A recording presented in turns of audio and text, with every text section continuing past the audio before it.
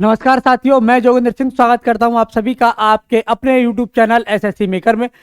Good morning सभी को, very very good morning. जो बच्चे क्लास के साथ जुड़ चुके हैं, आप सभी बच्चों से अनुरोध है एक बार आप सभी इस क्लास को शेयर कर दीजिए, जिससे कि और भी बच्चे जो हैं वो क्लास के साथ जुड़ें और उन्हें भी इसका लाभ प्राप्त हो। जैसा कि आप सभी को पता है, आपकी जो 11 बजे वाली क्लास है, इसमें आप रेलवे ग्रुप डी के लिए जो है मॉक टेस्ट कर रहे हैं और आज आपका मॉक टेस्ट नंबर है 8, जिसमें जो है आप उन महत्वपूर्ण क्वेश्चन को करेंगे जो आपके एग्जाम के पॉइंट ऑफ व्यू से बहुत ज्यादा जरूरी है, जो आपके एग्जाम में कई बार प्रश्न आते हैं। उन प्रश्नों को आप जो है यहां पर करने वाले हैं। एक बात आप सभी बच्चों को याद रखनी है, वो ये कि पेन पेपर लेकर बैठिए और हर प्रश्न का जवाब आपको जरूर देना है और इस क्लास को आपको अधिक से अधिक जो है शेयर करना। आज मुझे बाहर जाना है, तो इसलिए आपकी आज की क्लास जो है ये रिकॉर्डेड है, तो लेकिन इसका मतलब ये नहीं है कि आप इसे देखेंगे नहीं। आपको इस क्लास को अंत तक देखना है। बहुत ही महत्वपूर्ण क्वेश्चन आप यहां कर रहे हैं। ये क्वेश्चन आपके बाद में ग्रुप डी में रिपीट नहीं होने वाले हैं,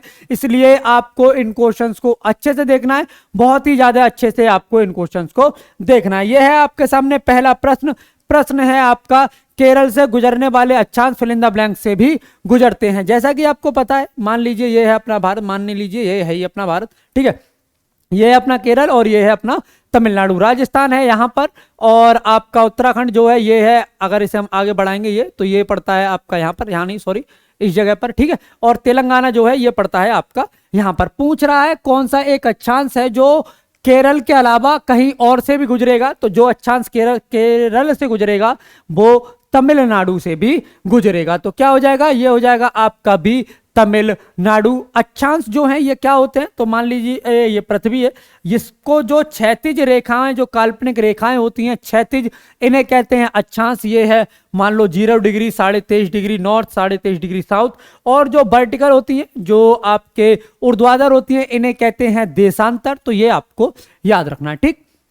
अगला, Niagara Falls fill in the blanks की सीमा पर स्थित है। नियाग्रा फॉल्स यानी कि नियाग्रा जलप्रपात किसकी सीमा पर स्थित है? Canada, USA, France, Germany, Mexico, Guatemala, USA और Mexico. Niagara Falls is situated on the border of, किस की सीमा पर जो है ये स्थित है? तो याद रखिएगा ये कनाडा और यूएसए की सीमा पर जो है ये स्थित है। तो ये भी आपको याद रखना है। याद रखिएगा कनाडा और यूएसए को कौन सी डिग्री रेखा, तो 49 डिग्री जो लैटिट्यूड है ये अलग करता है, 49 डिग्री अक्षांश जो है ये इन्हें अलग करते हैं। कमेंट में लिखकर बताओ 8 डिग्री किसे अलग करता है, 9 किसे अलग करता है, 10 किसे अलग करता है और आपका 38 किसे अलग करता है, ठीक। अगला क्वेश्चन है, अनुसूची में राज्यों व केंद्र शासित प्रदेशों और उनके अधिक क्षेत्रों की सूचना शामिल है। किसमें जो है जो केंद्र शासित प्रदेश हैं वो और उनके जो अधिक्षेत्र हैं इनकी सूचना शामिल है। किसमें, ये आपको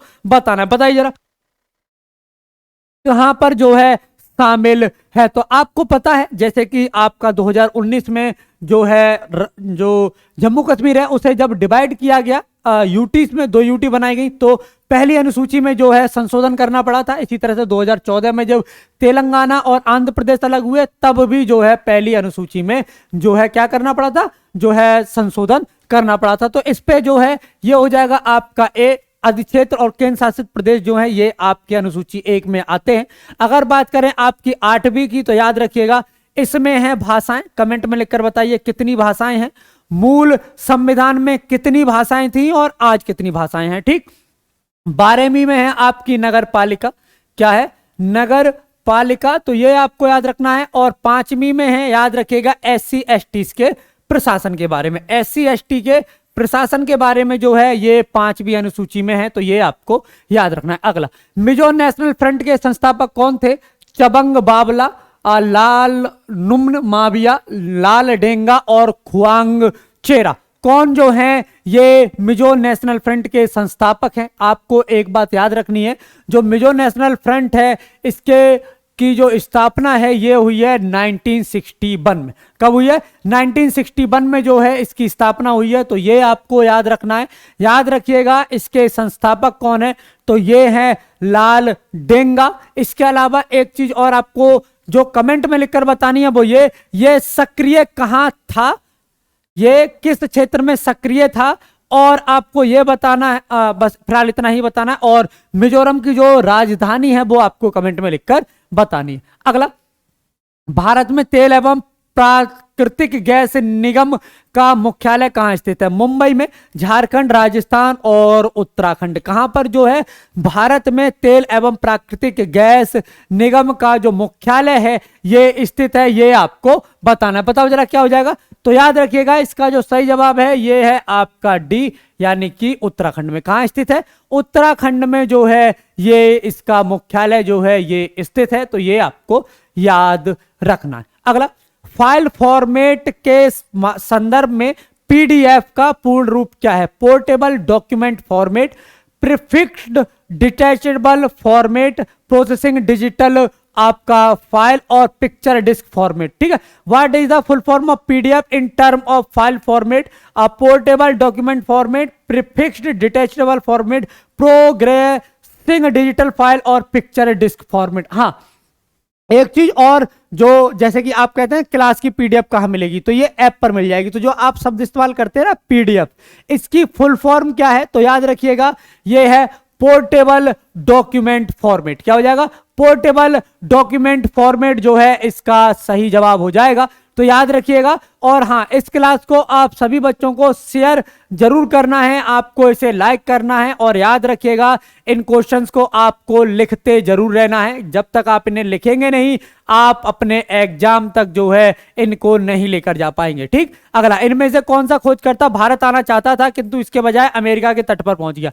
यानी कि ये भारत की खोज करना चाहता था लेकिन अमेरिका के तट पर यह पहुंच गया था। 12 अक्टूबर आपका 1492 को, कब? 12 अक्टूबर 1492 को जो है ये अमेरिका पहुंच गया था। Which of these explorer wanted to come to India but instead reach the source of America? Genghis Khan, Vasco da Gama, Christopher Columbus और अलेक्जेंडर। याद रखिएगा वास्को डिगामा जो है ये भारत आया था कालीकट पर, उतरा था ये 1498 में। अमेरिका की खोज की है क्रिस्टोफर कोलंबस ने 12 अक्टूबर 1492 को। चंगेज खान भारत के दरवाजे पर आया था इल्तुतमिश के समय पर। और सिकंदर जो है ये महापद्मनंद का पुत्र घनानंद के समय पर जो है इसने भारत पर आक्रमण किया था। इसकी सिकंदर की और राजा पोरस की लड़ाई हुई है, जिसे बितस्ता का युद्ध, झेलम का युद्ध या कहें आपका हाइडेस्पीस का युद्ध भी कहा जाता है।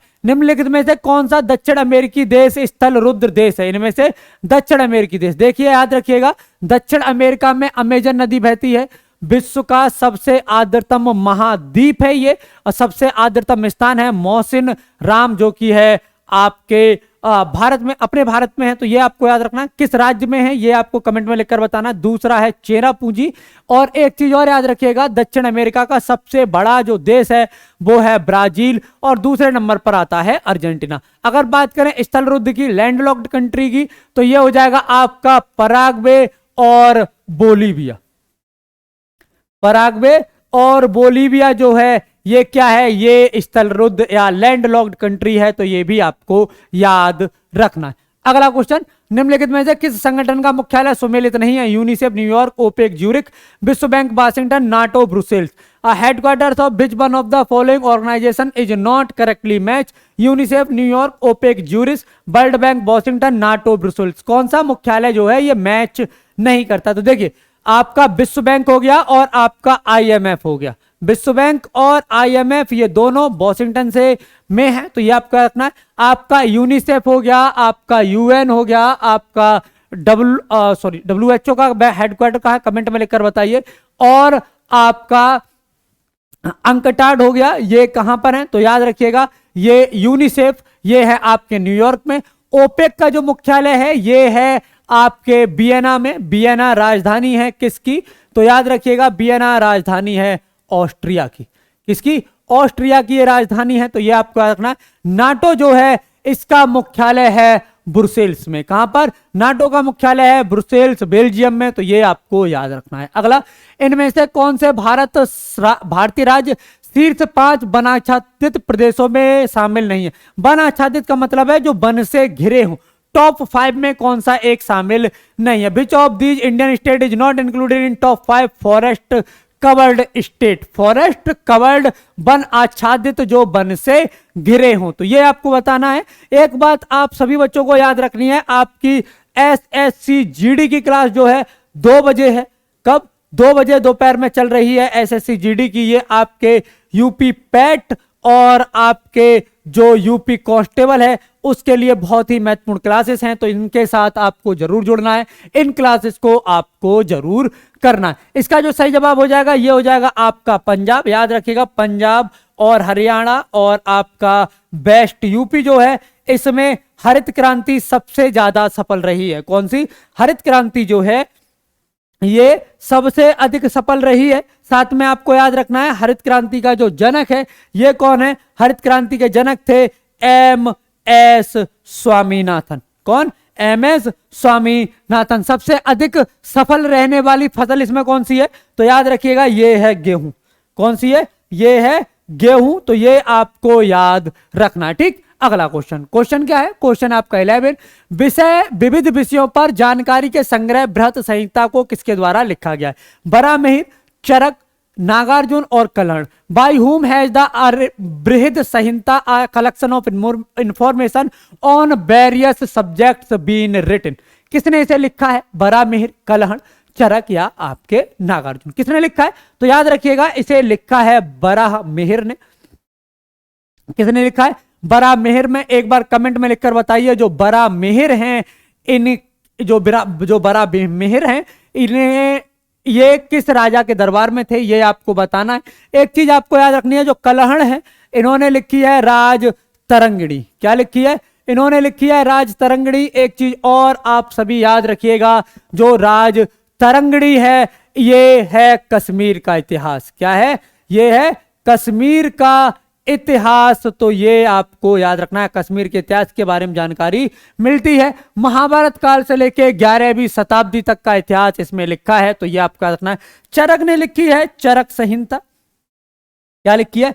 चरक संहिता। ये जो बुक है ये संबंधित है आयुर्वेद से। किससे? ये बुक जो है ये संबंधित है आयुर्वेद से, तो ये आपको याद रखना। अगला क्वेश्चन, क्वेश्चन नंबर है आपका 12। याद रखिएगा ये सभी क्वेश्चन जो आप एग्जाम में कर रहे हैं ये क्वेश्चन आपके रेलवे ग्रुप डी में डायरेक्ट पूछे जाने हैं। डायरेक्ट आपको आपके एग्जाम में ये क्वेश्चन मिलेंगे, इसीलिए आपसे मैं कह रहा हूं इन्हें लिखिए, आपको इनके आंसर भी साथ के साथ में देते हुए चलना है। ब्रिटिश ईस्ट इंडिया कंपनी का गठन किस वर्ष में किया गया था? In which year was the British East India Company formed? तो याद रखिएगा ये 1600 में गठित की गई है। एलिजाबेथ द्वितीय इस समय थी। कौन? एलिजाबेथ द्वितीय। अब यहां पर ध्यान दीजिए, कई बार पूछा जाता है कि जब ईस्ट इंडिया कंपनी की स्थापना हुई थी उस समय भारत में शासक कौन था? तो इस समय भारत का शासक था अकबर। कौन था? इस समय भारत का शासक था अकबर। तो ये आपको याद रखना है। एक चीज याद रखिएगा, अकबर एलिजाबेथ के समकालीन था। अकबर जो है एलिजाबेथ के समकालीन था। याद रखिएगा पेचिश के कारण इसकी मौत हो गई थी। कब? 1605 में। और इसके बाद इसका पुत्र जहांगीर, जिसका नाम है सलीम, जिसके समय में मुगल चित्रकला अपने चरमोत्कर्ष पर थी, वह राजा बना था। ये आपको याद रखना है। ठीक, अगला, nano science and technology mission की शुरुआत फिल इन द ब्लैंक्स में की गई। कब की गई है? साइंस का डिपार्टमेंट जो है ये साइंस विभाग, साइंस का जो विभाग है वो इसे उसके अंडर ये है, तो ये आपको याद रखना है। The nano science and technology nano mission was launched in 2009, 2010, 2007 और 2006। कब जो है ये लॉन्च हुई है ये आपको बताना। तो याद रखिएगा ये लॉन्च किया गया है 2007 में। ये प्रश्न आपके लिए महत्वपूर्ण है, याद रखिएगा ये प्रश्न जो है ये आपके लिए महत्वपूर्ण है। तो लिख लीजिए nano science and technology mission, ये आपको जरूर लिख लेना है। ठीक है, चलिए अगला, उस प्रसिद्ध भारतीय लेखक का नाम बताइए जिसने अनटचेबल और कुली जैसे उपन्यास लिखे हैं। Name the famous Indian author who was written novels like Untouchable and Coolie. R K. Narayan, Mulkraj Anand, Anita Desai और कमला दास। किसने ये लिखे हैं? तो याद रखिएगा ये लिखे हैं मुल्कराज आनंद ने। किसने? ये उपन्यास लिखे हैं मुल्कराज आनंद ने। यहाँ एक नाम और है जो आपको जान लेना जरूरी है, वो है आर.के. नारायण। क्या जानना इनके बारे में जरूरी है? तो याद रखिएगा इनकी एक जो उपन्यास है वह है मालगुड़ी का आदमखोर। ठीक है, क्या है? मालगुडी का आदमखोर जो है इनका जो है एक उपन्यास है। इसके अलावा इनका एक उपन्यास है गाइड। कौन सा? गाइड। तो ये आपको याद रखना है। अनीता देसाई के बारे में जो आपको याद रखना है, जो उपन्यास आपको याद रखना है, वो है आपका, याद रखिएगा, clear light of the day. क्या है? Clear light of the day. Clear light of the day. ठीक है, क्या है? Clear light of the day. तो ये आपको याद रखना है। अगला क्वेश्चन, निम्नलिखित में से कौन से आंदोलन नील की बलात् कृषि से संबंधित है? इनमें से कौन से वे आंदोलन हैं जिनमें नील की जो खेती है वो जबरन कराई जाती थी कृषकों से? ठीक है, which of the following movement is related to the forced farming of indigo? है ना, डांडी, नॉन कॉर्पोरेशन, बारदोली और चंपारण। कौन सा हो जाएगा ये आपको बताना। देखिए, दांडी यात्रा कब शुरू हुई है? तो याद रखिएगा ये मार्च 1930 में, मार्च 1930 में दांडी यात्रा प्रारंभ हुई है। और इसी के साथ जो है आपका सविनय अवज्ञा आंदोलन भी प्रारंभ हुआ था। ठीक है, अगर बात करें असहयोग आंदोलन की तो ये 1 अगस्त 1920 से शुरू हुआ है।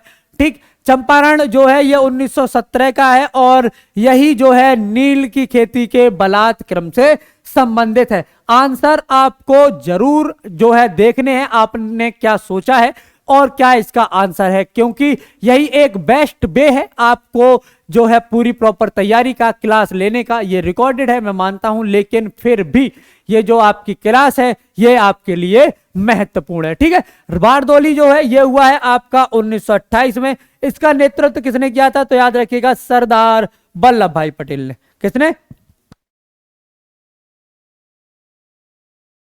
सरदार वल्लभ भाई पटेल ने। इसके अलावा जो 3 हैं, इन तीनों का नेतृत्व जो है ये गांधी जी द्वारा किया गया था। ठीक, अगला, बौद्ध धर्म में बुल का संबंध बुद्ध के जीवन की किस घटना से है?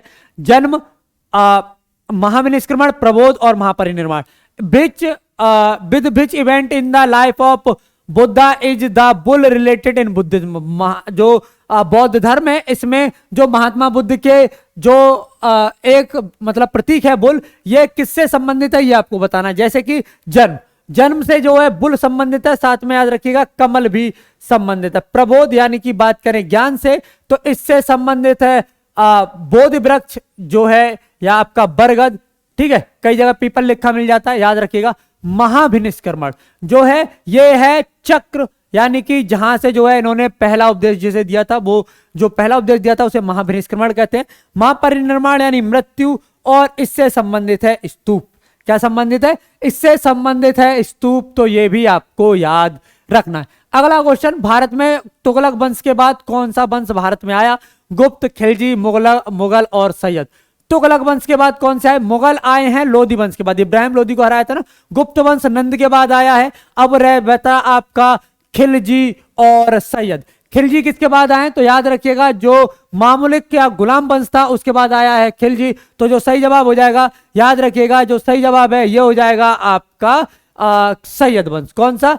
सैयद। सबसे ज्यादा शासन करने वाले हैं तुगलक वंश के लोग, तुगलक वंश के शासक। तो ये भी आपको याद रखना है। ठीक, निम्नलिखित में से कौन सा निजी स्वतंत्रता का एक आधार है? परमादेश, बंदी प्रत्यक्षीकरण, अधिकार परीक्षा और उत्प्रेषण।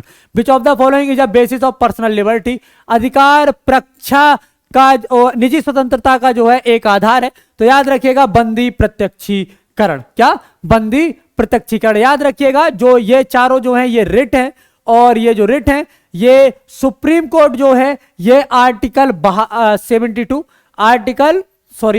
32 के तहत जो है ये जारी करते हैं। और बात करें अगर हाई कोर्ट की तो हाई कोर्ट सेम रिट इसको जो है 226 के तहत जारी करता है। किसके तहत? आर्टिकल 226 के तहत इन्हें जारी करता है। तो ये आपको याद रखना है। ठीक, अगला, मौलिक अधिकारों की सूची से संपत्ति के अधिकार को कब हटाया गया था? When was the right to property removed from the list of fundamental right? 1980, 75, 77 और 78। कब जो है संपत्ति के अधिकार को हटाया गया? मतलब इससे पहले संपत्ति का अधिकार मौलिक अधिकार था, लेकिन 1978 में जनसंघ की सरकार, मोरारजी देसाई पीएम थे, इन्होंने जो है 44वें संविधान संशोधन द्वारा, 44वें संविधान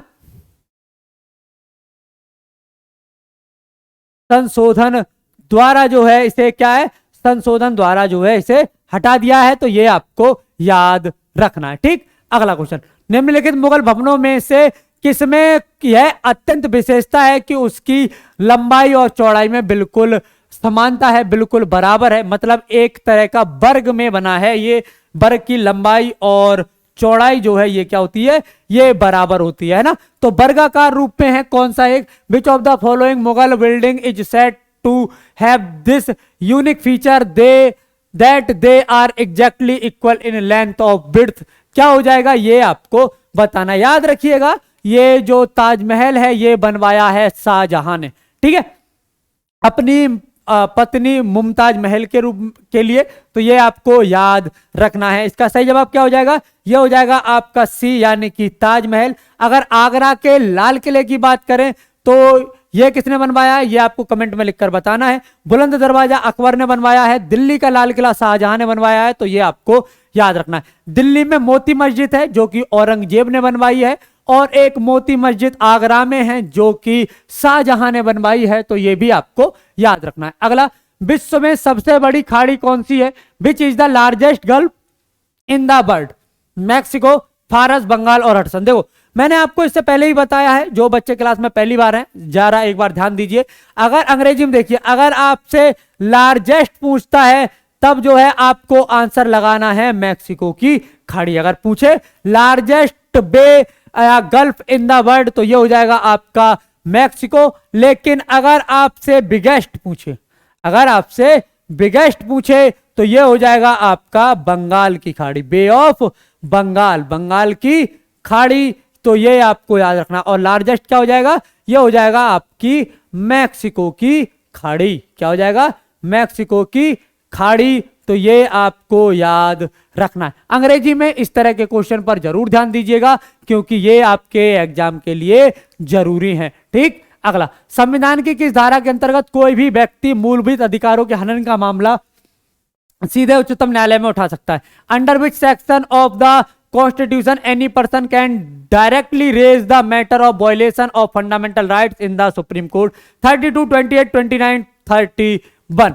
कौन सा एक है आपका संविधान की किस धारा के तहत कोई भी व्यक्ति मूलभूत अधिकारों के हनन, मतलब अगर आपके मौलिक अधिकारों का हनन हो रहा है, अगर हुआ है, ऐसे में आप डायरेक्ट सुप्रीम कोर्ट जा सकते हैं, आप सीधे सुप्रीम कोर्ट के पास जा सकते हैं कि भाई साहब हमारे साथ अनर्थ हो रहा है। लेकिन इसके अलावा अगर मौलिक अधिकारों का हनन नहीं है तो इसके अलावा आप पहले जिला कोर्ट जाएंगे, जिला डिस्ट्रिक्ट जज जो कोर्ट होता है वहां, जिला न्यायालय में, वहां से अगर आपकी बात जो आप चाहते हैं वो नहीं होता है तो आप फिर हाई कोर्ट में अपील कर सकते हैं, फिर सुप्रीम कोर्ट में अपील कर सकते हैं। लेकिन अगर बात मौलिक अधिकार होगी है तो आप डायरेक्ट सुप्रीम कोर्ट के पास जा सकते हैं, धारा 32, और यहां धारा का मतलब आपके अनुच्छेद यानी आर्टिकल से है, तो ये आपको याद रखना है, ठीक है, ये आपको याद रखना है। आर्टिकल 32 यही है संवैधानिक उपचार।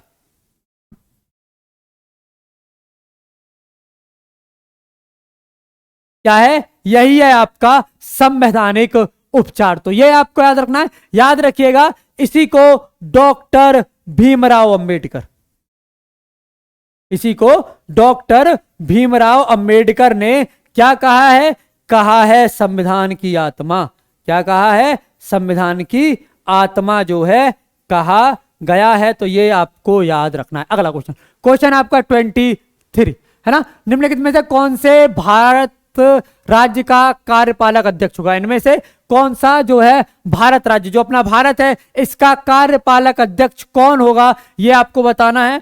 और याद रखिएगा वास्तविक कौन होगा ये भी आपको बताना है, ठीक है। बात कर रहे हैं कार्यपालक की, विच of the following is the executive chairman of the state of India, प्रधानमंत्री, राष्ट्रपति, कैबिनेट सचिव और वित्तीय सचिव।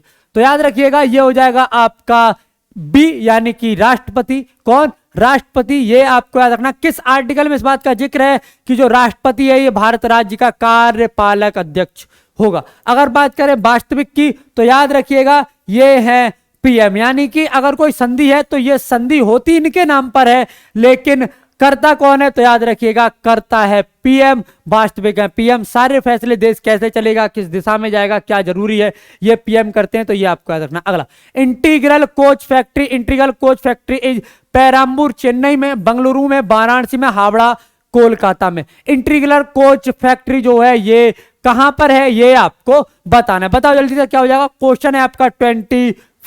बहुत बढ़िया,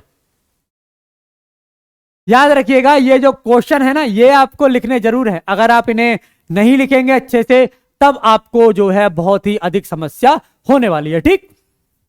क्योंकि नहीं लिखेंगे, रिवाइज नहीं करेंगे, नहीं रिवाइज करेंगे तो एग्जाम में भूल जाएंगे और क्वेश्चंस के जवाब देंगे तभी आपको पता रहेगा कि आपने क्या सही लिखा है, क्या गलत लिखा है या क्या गलत जवाब दिया है। जवाब नहीं देंगे, बस सुन लेंगे तो उससे उतनी चीज नहीं बनती। आपका दिमाग भी, आंखों के साथ साथ दिमाग का काम करना भी उतना ही जरूरी है। तो क्या हो जाएगा, तो याद रखिएगा ये बनते हैं आपके integral coach factory Perambur, Bengaluru और वाराणसी, हावड़ा, कपूरथला। हाँ, क्या हो जाएगा, ये हो जाएगा आपका ए पेराम्बूर चेन्नई में। कहां पर, पेराम्बूर चेन्नई में। तो ये आपको याद रखना है। हावड़ा कोलकाता में, तो ये भी आपको याद रखना है। अगला, पृथ्वी के वायुमंडल में कितनी ऊंचाई तक गैसों का आवरण पाया जाता है। मान लीजिए ये पृथ्वी है और इस पर 5 परतें पाई जाती है, ये आपको याद रखना है। सबसे नीचे है क्षोभ मंडल।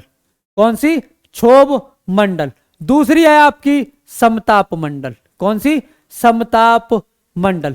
तीसरी है आपकी, याद रखिएगा, आयन मंडल। कौन सी, आयन मंडल, सॉरी मध्य मंडल। कौन सी, मध्य मंडल, ठीक है। कौन सी, मध्य मंडल, ठीक। चौथी कौन सी है, चौथी है आपकी आयन मंडल। और पांचवी क्या हो जाएगी, पांचवी याद रखिएगा, पांचवी हो जाएगी आपकी बाह्य मंडल। क्या हो जाएगी, ये हो जाएगी आपकी बाह्य मंडल। तो ये आपको याद रखना है। क्वेश्चन है आपका 25 कितने तक, तो याद रखिएगा ये हो जाएगा आपका डी 300 किलोमीटर तक। कित तक, 300 किलोमीटर तक। तो ये आपको याद रखना है। और हाँ, जो बच्चे क्लास में पहली बार आए हैं, मैं आप सबको बता दूं कि आपके अपने परिवार एसएससी मेकर ने यूपी ट्रिपल एससी पैट के लिए जो है वीडियो कोर्स जो है ये लॉन्च किया है और ये एक्सपर्ट फैकल्टी के द्वारा बनवाया गया है। यहां पर आपको क्लास नोट्स, बैक और डाउट सेशन की व्यवस्था है। आपकी क्लासेस एकदम बेसिक से कराई गई हैं। 299 में आप इसे ज्वाइन कर सकते हैं। ये वो नंबर है जिस पर फोन करके आप अपनी सारी समस्याओं का समाधान पा सकते हैं। बाकी आपको जो ऐप है एसएससी मेकर ऐप, ये डाउनलोड कर लेना है गूगल प्ले से। तो ये आपको याद रखना है, ठीक है। अगला क्वेश्चन, प्रति ग्राम ईंधन द्वारा मोचित ऊर्जा की दृष्टि से निम्न में से सर्वोत्तम ईंधन कौन सा है। मतलब जिसमें विमोचित, सॉरी ये है विमोचित ऊर्जा की दृष्टि से कौन सा, विच of the following is the best fuel in term of energy released पर gram of fuel.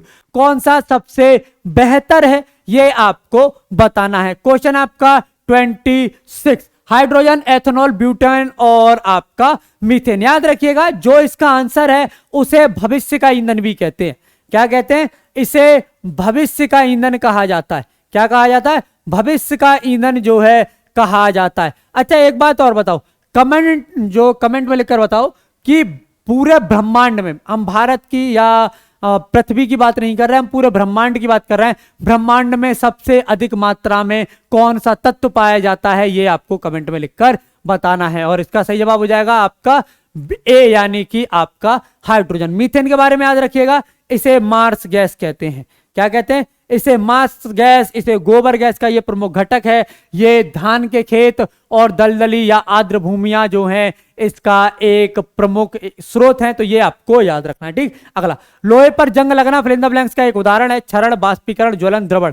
Rusting of iron is an example of corrosion, evaporation, ज्वलन और द्रवण। लोहे पर जंग लगना, किस पर, लोहे पर जंग लगना जो है किसका एक उदाहरण है, ये आपको बताना है, ठीक है। बढ़िया। अच्छा ये बताओ, लोहे पर जंग ना लगे इसके लिए कौन सी एक प्रक्रिया अपनाई जाती है, ये आपको कमेंट में लिखकर बताना है। तो याद रखिएगा इसका जो सही जवाब हो जाएगा ये हो जाएगा आपका ए, क्षरण। लोहे का क्या हो जाता है, लोहे का क्षरण हो जाता है। भूरे लाल रंग का जो एक तरह से पाउडर सा है वो जम जाता है। जब आप उसे मतलब साफ करते हैं तो आप उसे गिरता हुआ देखते हैं, क्षरण होता है लोहे का। तो ये आपको याद रखना है, ठीक है। हाँ ठीक। अच्छा, स्टेनलेस स्टील के लिए किस एक तत्व का प्रयोग किया जाता है जिससे कि जंग रहित इस्पात बनाया जाए, जरा कमेंट में लिखकर बताओ। अगला क्वेश्चन, निम्नलिखित में से कौन एक ठोस सोल का उदाहरण है। मैग्नीशिया, मिल्क, रबड़, रंगीन यानी रत्न पत्थर और foam. Which of the following is an example of solid sol. क्या हो जाएगा इसका जवाब, ये आपको बताना है। मिल्क ऑफ मैग्नीशिया, रबड़ और कलर्ड स्टोन और फोम। बताओ जरा क्या हो जाएगा इसका जवाब। तो याद रखिएगा क्या कह रहा है, ठोस सोल का एक उदाहरण है। फोम ठोस नहीं है, रबड़ ठोस नहीं है, और मैग्नीशिया मिल्क भी जो है ठोस नहीं है। तो क्या है? ये है रंगीन रत्न पत्थर, जो आता है ना मणि, जो आप देखते हैं ना, रत्न मणि जो है ये, वो पत्थर जो है ये ठोस है। तो ये आपको याद रखना है, ठीक। गन मेटल किस मिश्र धातु से निर्मित है? Copper tin zinc, copper iron nickel, copper zinc lead और copper lead silver. Gun metal is made of which alloy? Copper tin zinc, copper iron nickel, copper zinc lead, copper lead silver. बताओ जरा क्या हो जाएगा? Question आपका 29 और सही जवाब क्या है ये आपको बताना। फटाफट से बताइए क्या है क्वेश्चन। हो जाएगा आपका 29। बताइए जल्दी से क्या होगा। गन मेटल किसका जो है एक मिश्र धातु है? तो याद रखिएगा कॉपर, टिन और जिंक का। किसका? कॉपर, टिन और जिंक का। तो ये भी आपको याद रखना है, ठीक है। अगला क्वेश्चन। अच्छा, ये गन मेटल हो गया, अब सोल्डर की बारी। ये वाला सोल्डर नहीं, किसी और सोल्डर की, है ना। अच्छा, सोल्डर किन दो धातुओं से बना मिश्र धातु है? जिंक और सीसा, टिन और जस्ता, जस्ता और तांबा, टिन और सीसा।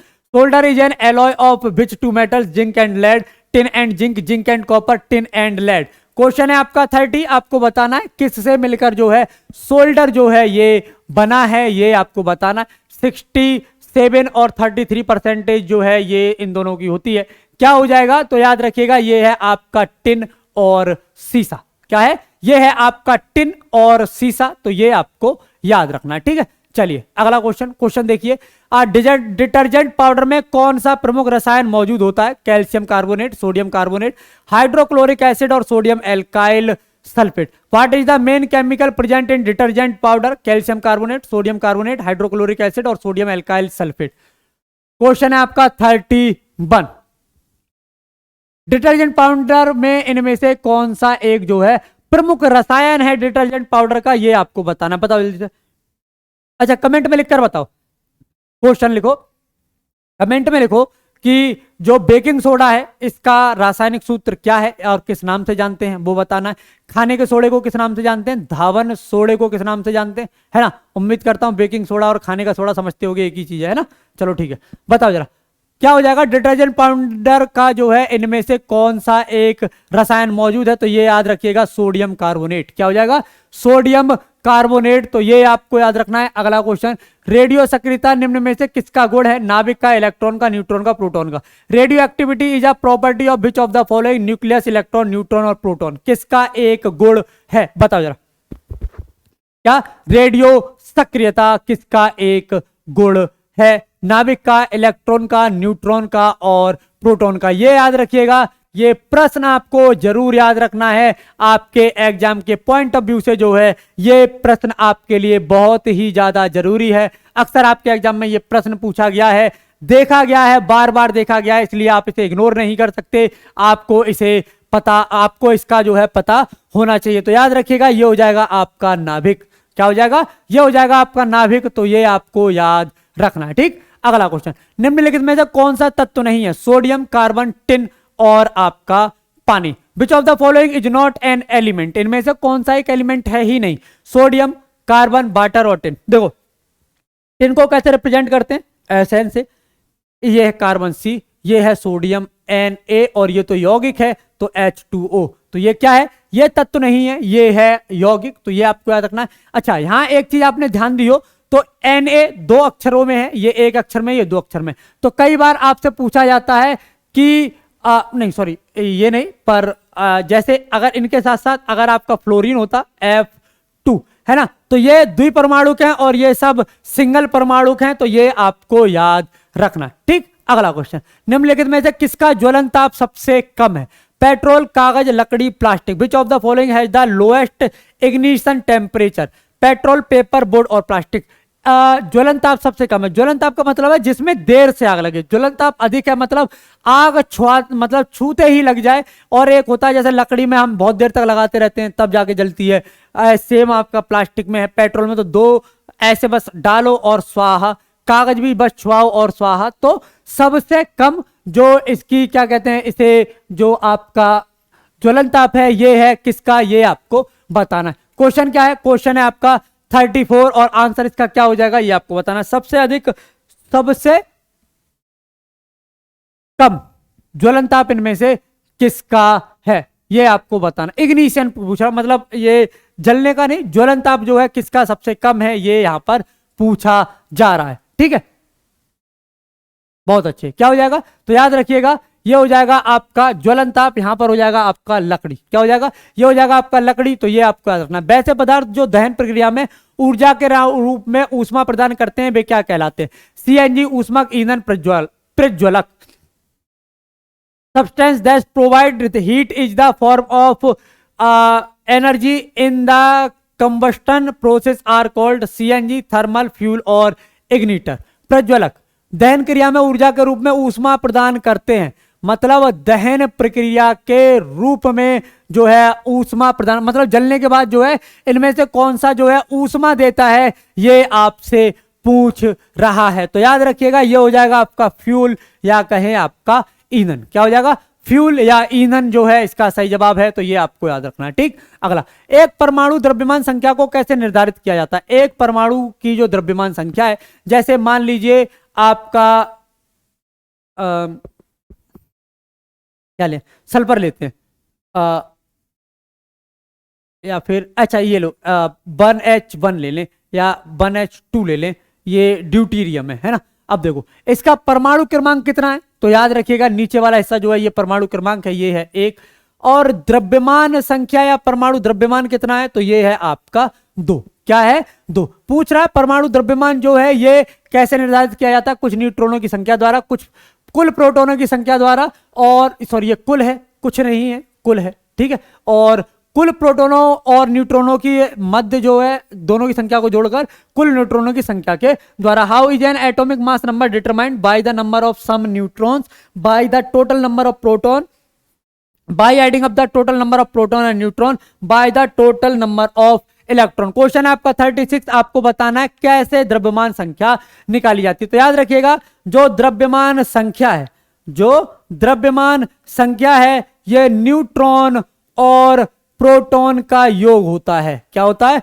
न्यूट्रॉन और प्रोटॉन का जो है ये योग होता है। इसका अर्थ है सही जवाब हो जाएगा आपका सी। क्या हो जाएगा? सही जवाब हो जाएगा आपका सी। तो ये भी आपको याद रखना है। अगला क्वेश्चन है आपका, इलेक्ट्रॉनों को प्राप्त करने की प्रक्रिया को फिल इन द ब्लैंक्स कहते हैं विकिरण, अपचयन, ऑक्सीकरण तथा अपचयन दोनों। The process of gaining electrons is called radiation, reduction, oxidation, both oxidation and reduction.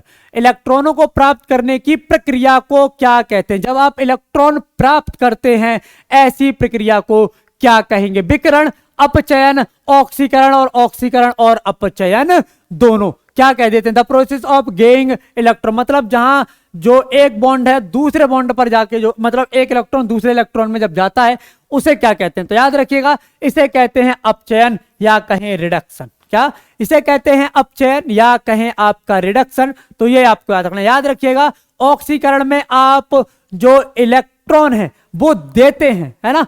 इसमें क्या करते हैं? इसमें एक तत्व इलेक्ट्रॉन प्राप्त, जैसे किसी का अपचयन हुआ तो वो जो इलेक्ट्रॉन है वो इलेक्ट्रॉन जो है ये प्राप्त करेगा, और ऑक्सीकरण हुआ तो इलेक्ट्रॉन को दे देगा। ठीक है, अगला, निम्न में से अधिकतम द्रव्यमान किसका है? Electron, hydrogen, neutron, proton. Which of the following has maximum mass? Electron, hydrogen, neutron और प्रोटॉन। अधिकतम द्रव्यमान इनमें से किसका है ये आपको बताना है। क्वेश्चन है आपका 38। सही जवाब क्या होगा ये आपको बताना। बताइए जल्दी से क्या होगा इसका सही जवाब। तो याद रखिएगा ये हो जाएगा आपका सी, न्यूट्रॉन। क्या हो जाएगा? ये हो जाएगा आपका सी यानी कि न्यूट्रॉन। तो ये भी आपको याद रखना है। अगला, न्यूक्लियस निम्नलिखित में से किसने इलेक्ट्रॉन का आविष्कार किया? आर्किमिडीज, रुडोल्फ, जे थॉमसन और रुआन अमुल्सन। इलेक्ट्रॉन की खोज, मैंने आपको पहले एक छोटा सा फॉर्मूला मैंने भी सीखा था, मैं आपको सिखा रहा हूं, मतलब बड़ा प्यारा है। देखो बस इतना करना है, आपको लिखना है ईंट पर नाचे। ठीक है, बस इतना लिखो। ई फॉर याद रखिएगा इलेक्ट्रॉन, और टा फॉर टॉमसन या थॉमसन। ठीक है, पा से होता है आपका प्रोटॉन, और रा से हो जाता है आपका रदरफोर्ड। ठीक है, और अगर बात करें ना तो इससे हो जाता है न्यूट्रॉन, और चा से हो जाता है चैडविक। क्या हो जाता है? चैडविक। पूछ क्या रहा है? इलेक्ट्रॉन। ये रहा भैया इलेक्ट्रॉन, ये रहा भैया थॉमसन। क्या हो जाएगा? ये हो जाएगा आपका जे थॉमसन। क्या हो जाएगा? ये हो जाएगा आपका जे थॉमसन। तो ये आपको याद रखना है। अगला, डीजल किसी परमाणु का रासायनिक व्यवहार निर्भर करता है। क्या है? डीजल सॉरी ये डीजल नहीं है। किसी परमाणु का रासायनिक व्यवहार निर्भर करता है किस पर? किसी परमाणु का रासायनिक व्यवहार निर्भर करता है। रासायनिक व्यवहार किस पर निर्भर करता है ये आपको बताना, ये आपसे पूछ रहा है। और एक बात और याद रखिएगा आप सभी, आपकी क्लास जो है ये 2 बजे चल रही है। एक क्लास कितने बजे? एक क्लास आपकी 2 बजे जो है ये चल रही है। किसकी? AM। रात में मैं नहीं पढ़ाऊंगा, मैं पगला जाऊंगा रात में पढ़ाऊंगा, तो दिन की है ये, 2 PM की है। और याद रखिएगा ये जो क्लास है ये है आपके SSCGD, साथ में UP PET और आपका UP कांस्टेबल। इसकी यूपी कांस्टेबल की, तो ये आपको याद रखना। किसी परमाणु का रासायनिक व्यवहार किस पर निर्भर करता है? न्यूक्लियस में न्यूट्रॉनों की संख्या पर, न्यूक्लियस में प्रोटॉनों की संख्या पर, न्यूक्लियस के इर्द गिर्द घूम रहे इलेक्ट्रॉनों की संख्या पर, और न्यूक्लियस में न्यूक्लियोनों की संख्या पर। द केमिकल बिहेवियर, जो केमिकल है उसका बिहेवियर किस पर जो है निर्भर करेगा? The chemical behaviour of an atom depends on the number of neutrons in the nucleus, on the number of protons in the nucleus, the number of electrons moving around the nucleus, or on the number of nucleus in the nucleus। बताओ जरा क्या हो जाएगा? तो याद रखिएगा इसका nucleons in the nucleus, ठीक है। तो इसका जो सही जवाब है ये क्या हो जाएगा? तो याद रखिएगा न्यूक्लियस के इर्द गिर्द इलेक्ट्रॉनों पर ही जो है इनका रासायनिक व्यवहार, याद रखिएगा इलेक्ट्रॉनों पर ही इनका रासायनिक व्यवहार जो है ये निर्भर करता है, ठीक है। अगला क्वेश्चन, 1897 ईस्वी में इलेक्ट्रॉनों की खोज किसने की थी? J Thomson, Isaac Newton, Nikola Tesla और TA Edison. Who discovered the electron in 1897 AD? किसने इनमें से इलेक्ट्रॉन की खोज जो है 1897 में की थी? और यहां पर क्या था? यहां पर है आपका, कहां गया भैया, ईंट पर नाच ले, कहां गया, ये रहा, न्यूक्लियस में इलेक्ट्रॉन की आविष्कार है ना। यहां पूछ रहा है, यहां डेट भी दे रखी है, ये है आपका 1897 इलेक्ट्रॉन की खोज। तो याद रखिएगा जे थॉमसन। किसने? J Thomson. बात करें आइजैक न्यूटन की, तो इन्होंने गति का नियम दिए। किसके? गति के 3 नियम दिए इन्होंने, जो कि खतरनाक है, मतलब है ना, याद रखिएगा। इन्होंने गुरुत्वाकर्षण के बारे में बताया, बहुत कुछ इन्होंने बताया, पर ये 2 मेजर चीज हैं जो इन्होंने बताई हैं, जो हमें याद रखनी है, क्योंकि हमारे एग्जाम में यही पूछा जाएगा, ठीक है। Edison, Thomas Alva Edison, TA Edison, याद रखिएगा। इन्होंने जो है बल्ब, इन्होंने विद्युत बल्ब की खोज की है, तो ये आपको याद रखना है, ठीक है। चलिए अगला क्वेश्चन है आपका ये, डोलोमाइट निम्नलिखित धातु में से किसका धातु अयस्क है? आपको बताना डोलोमाइट इनमें से किसका धातु अयस्क है?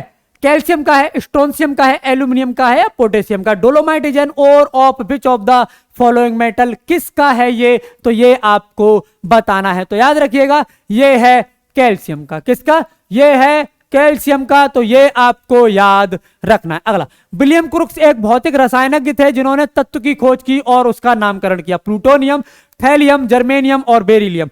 William crooks was a physical chemist who discover and named the element plutonium, thallium, germanium और बेरिलियम। क्रुक्स, विलियम क्रुक्स ने किसकी खोज की? उसका नामकरण भी इन्होंने किया और खोज भी जो है इन्हीं के द्वारा की गई। कौन है ये आपको बताना है। बताओ जल्दी से क्या हो जाएगा?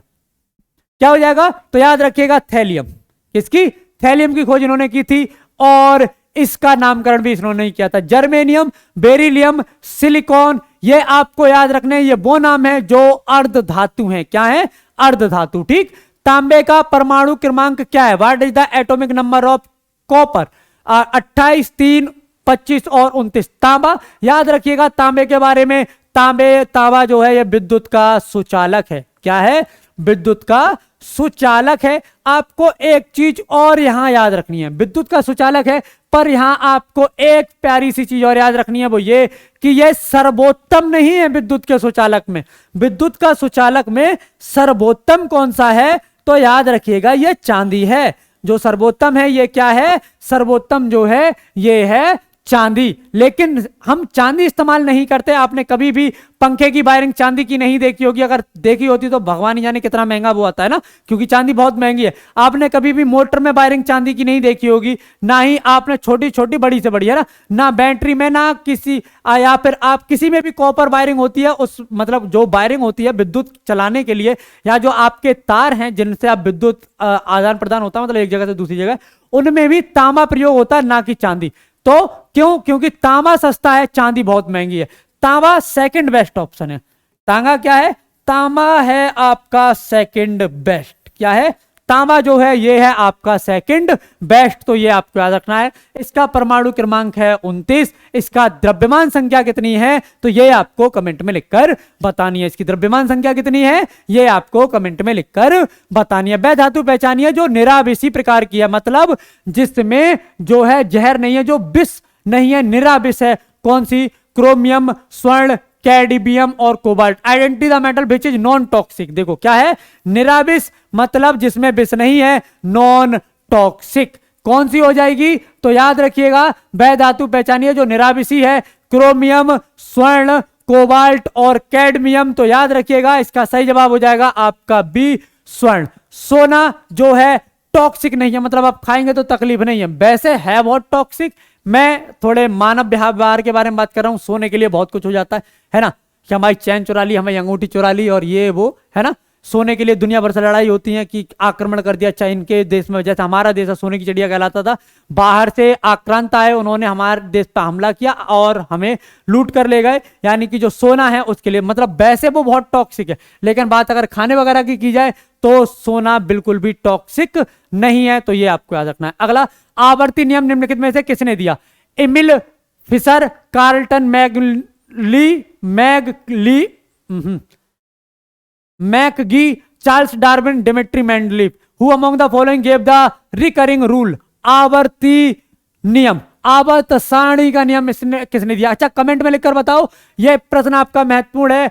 आधुनिक आवर्त सारणी का जनक किसे कहते हैं? आधुनिक आवर्त सारणी का जनक जो है किसे कहा जाता? तो याद रखिएगा जो आवर्ती नियम है ये सबसे पहले दिया था दिमित्री मेंडलीफ ने, है ना। लेकिन इनके समय जो है निष्क्रिय गैसों की खोज नहीं हुई थी। इनके समय निष्क्रिय गैसों की खोज जो है ये नहीं हुई थी। बाद में जो आवर्त सारणी है जिसे हम आधुनिक आवर्त सारणी कहते हैं, तो ये जो आधुनिक आवर्त सारणी है ये किसने दी? ये दी मोजले ने। किसने? मोजले ने। और इनके समय में जो है निष्क्रिय गैस की खोज हो चुकी थी, तो इसमें निष्क्रिय गैसें जो हैं ये क्या हैं? ये इसमें शामिल हैं। निष्क्रिय गैसें क्या हैं? निष्क्रिय गैसें इनमें शामिल हैं। तो ये आपको याद रखना है। अगला आपका, निम्नलिखित में से कौन सी एक निष्क्रिय गैस है? हाइड्रोजन, ऑक्सीजन, नाइट्रोजन और आर्गन। इनमें से कौन सी निष्क्रिय गैस है? Which of the following is an inert gas? Inert gas, इससे आप निष्क्रिय गैस कहते हैं, इन्हें आप अक्रिय गैस कह सकते हैं, आप इन्हें उत्कृष्ट गैस कह सकते हैं। याद रखिएगा ये नोबेल गैस कह सकते हैं। इसका जो सही जवाब हो जाएगा ये हो जाएगा आपका argon. Argon, helium, neon, xenon, है ना, ये सभी निष्क्रिय गैस है। निष्क्रिय गैस में एक गैस जो आपको विशेषता याद रखनी है, वैसे तो सभी याद रखनी है, पर विशेषता जो आपको याद रखनी है ये है रेडॉन।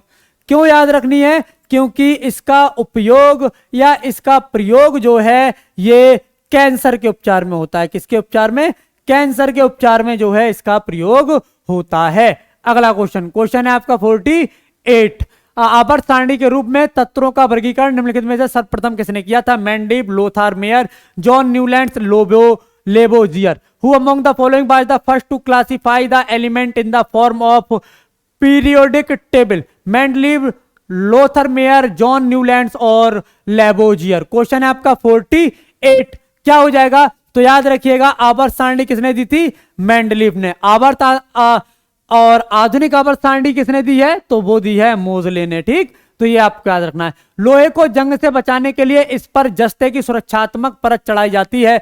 इस प्रक्रिया को किस नाम से जाना जाता है? गैल्वेनीकरण, वेल्डिंग, एनिलिंग और आपका प्रगलन, स्मेल्टिंग।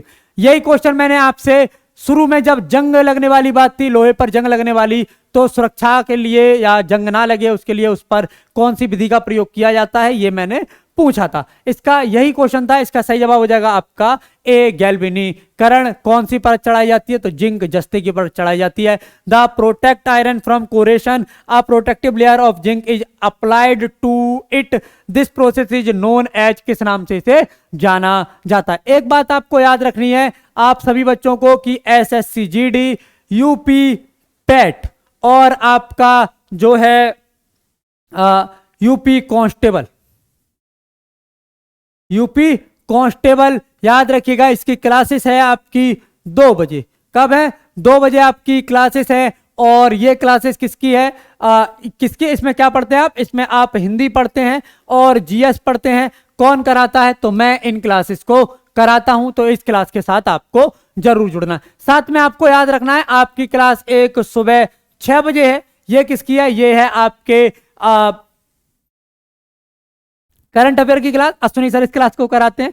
एक क्लास है आपकी सुबह 9 बजे, ये है गुलशन सर की क्लास, इसमें आप मैथ पढ़ते हैं। एक क्लास है आपकी सुबह 11 बजे, ये है रेलवे ग्रुप डी की क्लास, मैं इस क्लास को कराता हूं, तो ये आपको याद रखना है। एक क्लास है आपकी 2 बजे, ये है आपके SSC GD, UP PAT, UP constable के लिए, हिंदी आप पढ़ते हैं, मैं ही कराता हूं इसे। और एक क्लास है आपकी रात 8 बजे, और ये क्लास है मैथ और रीजनिंग की। अजय सर इस क्लास की आपको कराते हैं। याद रखिएगा 2 या 2 से अधिक तत्वों के लिए के एक निश्चित अनुपात में संयोग करने से बना पदार्थ क्या कहलाता है? शुद्ध तत्व, यौगिक, शुद्ध तरल और शुद्ध मिश्रण। What is a substance made by combining 2 और more elements in a certain proportion called pure element, compound, pure liquid, pure mixture. 2 या 2 से अधिक तत्वों के एक निश्चित अनुपात में। याद रखिएगा यहां जो आपके लिए बहुत ज्यादा जरूरी शब्द है जो जानना है या जिस पर ध्यान देना है, यह है आपका निश्चित अनुपात। क्या है? निश्चित अनुपात। निश्चित अनुपात में 2 या 2 से अधिक तत्व मिलते हैं तो क्या कहलाते हैं? यौगिक। H2O क्या है? 2 तत्व मिले हैं, ये क्या है? ये है यौगिक। यानी कि इसका सही जवाब क्या हो जाएगा? ये हो जाएगा आपका ए, यानी कि यौगिक। और याद रखिएगा जो बच्चे क्लास में पहली बार जुड़े हैं, आप सभी को इस क्लास को शेयर करना है, आपको इसे लाइक करना है, और याद रखिएगा ज्यादा से ज्यादा बच्चों तक जो है इस क्लास को पहुंचाना है। और इसके लिए आपको इसे लाइक और शेयर करना है। चैनल पर पहली बार आए हो तो चैनल को सब्सक्राइब करके बेल आइकन का बटन दबा लो। और एक चीज और आप सभी बच्चों को याद रखनी है, और वो क्या है? वो ये आपको याद रखना है कि आपको इसे सब्सक्राइब करके बेल आइकन का बटन जरूर दबाना है। और एसएससी जीडी, पैट और यूपी कांस्टेबल की क्लास 2 बजे, तो उससे जरूर आपको जुड़ना है। याद रखिएगा यूपी ट्रिपल एससी पैट के लिए आपके पास वीडियो कोर्स है, क्लास नोट्स एक्सपर्ट फैकल्टी के द्वारा ये तैयार कराया गया है। डाउट सेशन है, जो भी क्लासेस है एकदम बेसिक से कराई गई हैं। 299 में आप इसे ज्वाइन कर सकते हैं।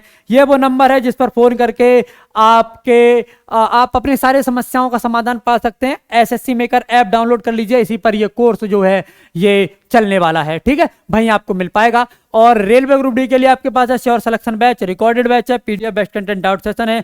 जो भी क्लासेस हैं एकदम बेसिक से होंगी। फुल कोर्स है ये आपका 399 में, आप इसे ज्वाइन कर सकते हैं। ये वो नंबर है जिस पर फोन करके आप अपनी सारी समस्याओं का समाधान पा सकते हैं। कोई भी डाउट है आप बेझिझक होकर फोन कीजिए, अपने डाउट क्लियर कीजिए। याद रखिएगा उत्तर प्रदेश पुलिस कांस्टेबल के लिए भी आपके पास स्पेशल बैच है, मैथ, रीजनिंग, हिंदी, जीएस। जो भी क्लासेस हैं एकदम बेसिक से होंगी। डेली क्लास मिलेंगी, डाउट सेशन, बेस्ट कंटेंट, और जो भी क्लासेस हैं आपकी एकदम 0 लेवल से चलेंगी। तो ये आपको याद रखना है। 799 में आप इसे ज्वाइन कर सकते हैं, पर आपको इतना पे नहीं करना है। ऑफर है आपके लिए अभी, तो आप 399 में जो है इसे ज्वाइन कर सकते हैं। कितने में? 399 में जो है आप इसे ज्वाइन कर सकते हैं। ये वो नंबर है जिस पर फोन करके आप अपनी सारी समस्याओं का समाधान पा सकते हैं। कोई भी डाउट है आप इस नंबर पर फोन करके उस डाउट को क्लियर कर सकते हैं। ठीक है, याद रखिएगा मैथ और रीजनिंग की क्लास रोज रात 8 बजे है, एकदम बेसिक से। आपके अपने अजय सर इस क्लास को कराते हैं। बहुत महत्वपूर्ण ये आपकी क्लास है। अक्सर जो अभी हाल फिलहाल में जो आपके एग्जाम हुए, इनमें जो क्वेश्चंस आपसे पूछे गए हैं, उन क्वेश्चंस में जो एक मिनट सॉरी जो भी क्वेश्चन आपके अभी जो एग्जाम्स में पूछे गए हैं, इन एग्जाम्स में किस स्तर के क्वेश्चन थे, कैसे आप इन्हें बिना पेन पेपर के सॉल्व कर सकते हैं, कैसे आप इन्हें एकदम बेसिक से कर सकते हैं, कैसे आप इन क्वेश्चंस को ट्रिक लगा के कम से कम समय में कर सकते हैं। बहुत ही इनोवेटिव वे में अजय सर आपको इस क्लास में बताते हैं, तो इस क्लास के साथ आपको जरूर जुड़ना है। कुछ लिंक हैं, जैसे ये है आपके ऐप का लिंक, इस पर क्लिक करके वीडियो के डिस्क्रिप्शन में या आप प्ले स्टोर पर जाके एसएससी मेकर सर्च करेंगे तो वहां भी आपको ये ऐप मिल जाएगा। एक चीज और आपको याद रखनी है वो ये कि ये जो ऐप है यहाँ पे आपको क्लास की PDF, daily quiz, mock test, important notes और भी ऐसी बहुत सी सुविधाएं हैं जो आपके एग्जाम के पॉइंट ऑफ व्यू से जरूरी हैं, तो वो आपको यहां मिल जाएंगी। तो इसे डाउनलोड कर लीजिए। आप हमें इंस्टाग्राम, फेसबुक, ट्विटर पर फॉलो कर सकते हैं। जिन बच्चों ने हमें टेलीग्राम पर ज्वाइन नहीं किया है वो बच्चे हमें टेलीग्राम पर जरूर ज्वाइन करें।